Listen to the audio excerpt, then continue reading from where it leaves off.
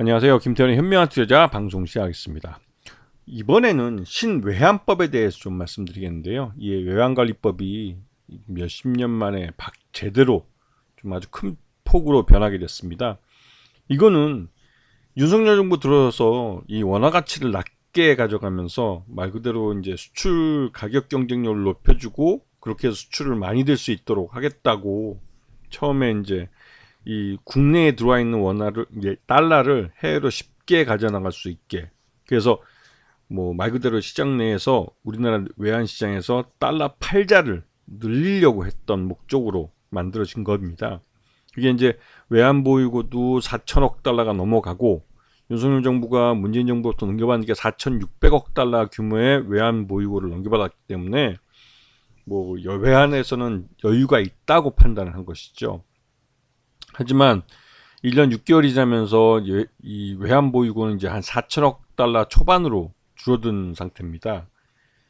근데 이런 시기에 이제 신외환법을 가동할 경우에는 급격하게 국내에 들어와 있는 달러가 해외로 유출될 가능성이 크고, 특히나 연 5만 불 이상 신고 없이 해외로 달러를 송금할 수 있게 되면 나중에는 실제로 우리나라에서 국내에서 해외로 빠져나가는 외환이 어느 정도의 규모인지 정확히 모를 수가 있죠. 물론 은행들을 통한 거래라면 기록이 남기 때문에 이 은행들이 각각 뭐 신한은행이면 신한은행, 하나은행이면 하나은행 같은 그 은행들이 각각 외환을 해외에 송금했을 때 그런 것들은 모두 한국은행에 신고하게 돼 있습니다. 즉 보고 의무가 있는 거죠.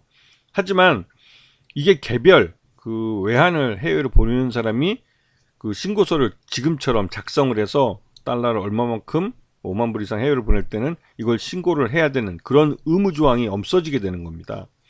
그렇게 되면 금융회사들이 신고하는 그 외환, 해외로 빠져나간 외환만 한국은행에서 총 집계하기 때문에 토탈만, 전체 규모만 알 수 있고 개별적으로 누가 얼마만큼의 해외 돈을 송금했는지는 실제로 알기가 쉽지 않은 상태가 됐죠. 근데 이렇게 되면 이 원화 가치를 떨어뜨려서 해외 수출 기업 그러니까 수출 기업들의 가격 경쟁력을 높여주겠다라고 했던 목적에서 자칫 해외로 대규모로 외환 달러가 유출되는 결과를 가져올 수 있습니다. 이게 이제 이 신외환법의 가장 나쁜 점인데, 그러한 부분이 현실화될 수 있는 위험이 있는 거죠. 그렇게 되면 실질적으로 우리가 외환 보유고라고 지금 4천억 달러 정도 알고 있는 이 금액이 사실은 그렇지 않을 가능성도 있습니다. 자, 이 지금 기획재정부 윤석열 정부의 기획재정부가 밝힌 외환제도 개편 세 가지 목표는 과도한 규제를 철폐하고 거래 절차를 단순화해서 위기 대응을 철저하게 하겠다는 것인데, 실제로 신외환법이 그런 식으로 관리가 될 수 있는 것인지는 의문이 들고 있습니다. 지금 송금 등 외환거래 사전신고 폐지가 되면 연 5만 달러 초과 달러도 해외로 자유롭게 송금할 수 있게 되고, 이렇게 되면 거기다 이제 그 왜곡한 업무 은행 외에 금융기관으로도 이러한 신고 의무 그러니까 그러니까 폐지가 확대되게 되면 말 그대로 이제 역 외에 있는 외국 그 금융사들, 즉 환투기 세력들이 우리나라 외환 시장을 공격하기 더 쉬워지는 거죠. 이거는 국내에서 해외로 빠져나가는 외환뿐만 아니라 이 해외에서 우리나라 그 외환 시장을 공격하는 환투기 세력들에게도 굉장히 유리한 그런 상황이 벌어지는 거기입니다. 그런데 문제는 이에 대한 방어책이 마땅치 않다는 거죠. 그리고 외국으로 달러를 이렇게 많이 보낼 수 있는 사람들은 대부분 다 해외 부동산을 사거나 하는 우리나라 부유층들인데, 그런 부자들을 위한 제도를 만들면서 국민 경제 전체는 위험에 빠뜨릴 수 있는 그런 허점이 있는 그런 법이기도 합니다.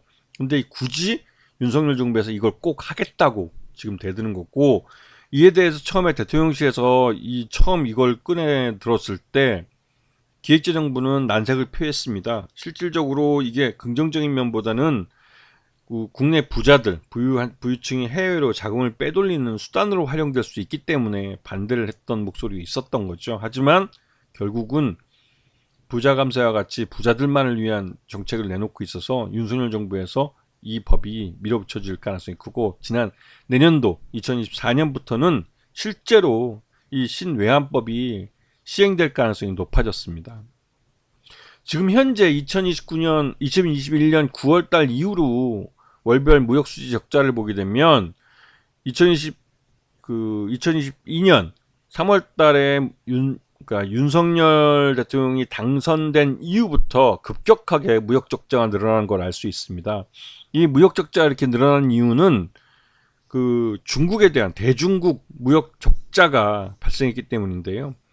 중국과 홍콩을 합쳐서 우리가 연간 한 600억 달러 정도 그 무역 수지 흑자를 보는 나라들이었습니다. 하지만 윤석열 정부 들어와서 이 탈중국 선언을 지난 대통령 취임하자마자 나토 정상회담 하면서 그 탈중국 선언을 경제 수석이 발표를 해버렸죠.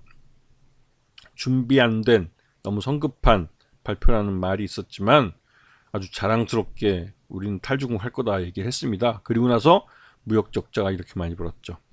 하지만 이 무역 적자가 늘어난다고 해서 당장 우리나라가 망하지는 않습니다. 왜냐하면 문재인 정부에서 물려준 외환보유고가 4,600억 달러나 있기 때문에 아직까지는 버틸만 하죠. 그리고 경상수지도 흑자와 적자를 넘나들면서 그래도 뭐 똔똔 정도는 해주기 때문에 그나마 버틸 수가 있었지만 이 문제는 이 세계 경제가 2022년을 기점으로 해서 급격하게 고금리 경제로 넘어갔다는 사실입니다. 자, 보시면 아시겠지만 우리나라 외환보유액은 대부분 다 유가증권으로 되어 있습니다. 그런데 이 유가증권이 국채나 정부기관채, 회사채, 자산유동화증권인데 이 국채는 대부분 미국 국채죠. 미국 국채가 금리가 아주 급등하면서 특히 10년물이 급등하면서 국채 가격이 떨어진 건 여러분 다 아실 겁니다. 하지만 우리나라는 기본적으로 이 국채를 그 샀을 때 가격 그대로 지금 기록하는 걸로 알려져 있고 그러다 보니 이 실제로 시장에서 현가로 거래되는 가격으로 계산했을 때는 꽤 큰 손실을 봤을 가능성이 있다는 말들이 있습니다. 이러한 것들은 환투기 세력들에 의해서 우리나라 외환시장을 공격하기 위한 가장 좋은 빌미가 되고 있죠. 자, 2023년 현재 외환보유액 추이를 보시게 되면 매달 줄어들고 있는 걸 보실 수 있습니다. 그만큼 이게 원달러 환율 변동폭 때문에 그렇다고 변명을 하고 있지만 전반적으로 원화 가치를 방어하겠다고 시장에 개입을 해서 그 귀중한 외환보유고를 그 날려버리는 측면도 있는 것으로 보입니다. 이게 한국은행과 기획재정부가 진짜 아마추어처럼 시장에 뛰어들어서 이 돈을 흥청망청, 달러를 흥청망청 써버린 건데요. 말 그대로 이러다가 진짜 큰일 날까봐 겁이 나기까지 합니다. 자, 지금 원달러 환율이 보면 지금 11월 달 들어와서 급격하게 원화 강세가 나타나는 것을 보실 수 있습니다. 그런데 이러고 나서 이제 미국 재무부가 우리나라를 환율 감시 대상국에서 제외했다는 게 시장에 알려졌죠. 그리고 1,300억 원을 일시적으로 깨고 내려갔지만 결국 다시 올라왔습니다. 이 의미는 이제는 우리나라 이 원화 가치라는 게 말 그대로 우리나라 경제 펀더멘탈을 반영하는 숫자일 수도 있는데요. 그런 면에서는 우리나라 경제 펀더멘탈이 굉장히 취약해졌다는 의미이기도 하고 내년에 실제로 지금 기획재정부가 말하는 것처럼 신외환법이 실시가 되면 우리나라 외환시장을 노리고 지금 환투기 세력들이 공격을 할 가능성도 큽니다. 이거는 우리의 그 외환보유에 대한 신뢰가 많이 무너졌기 때문에 나타나는 현상인데요. 이에 대해서 정부가 그 수치를 정확히 자기들이 내부적으로 갖고 있겠지만 대외적으로는 이를 공개하지 않고 있기 때문에 더더욱 불신이 커지고 있는 거라고 볼 수가 있습니다. 윤석열 정부에서 이 신외환법을 왜 굳이 이렇게 강하게 밀어붙이면서 해외로 자금을 부유층들이 해외 자금 도피를 도와주려 하는지 이해가 안 되는 측면이 있는데요. 근데 대부분 다 이 해외로 빠져나간 돈이 신고가 되지 않으면 정확하게 나중에 그 돈이 어떤 식으로 해서 다시 돌아올지가 예측이 안 됩니다. 예를 들면 우리가 해외 부동산을 사기 위해서 100만 불을 해외로 보냈다가 그 100만 불의 부동산 값이 뭐 200만 불 올랐을 때 그 200만 불을 팔면 국내로 200만 불이 들어와야 되는데 이 실제로 이게 신고가 되지 않고 나가게 되면 100만 불이 나가서 200만 불이 되는지 알 수가 없는 거죠.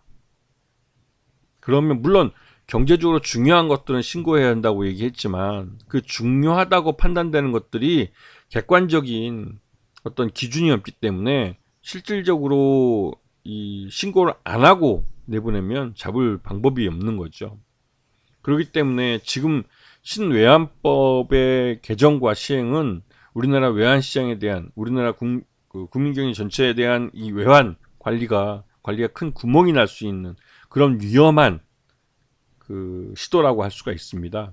하지만 그런 시도에서 이익을 보는 사람들이 있겠죠. 그 이익을 보는 사람들이 있기 때문에 윤석열 정부가 그러한 짓을 하려고 하는 것일 겁니다. 지금 우리 경제는 이러한 리스크에 분명히 노출돼 있고 이거에 대해서 시장이 우리 주식시장도 반응하고 있는 거죠.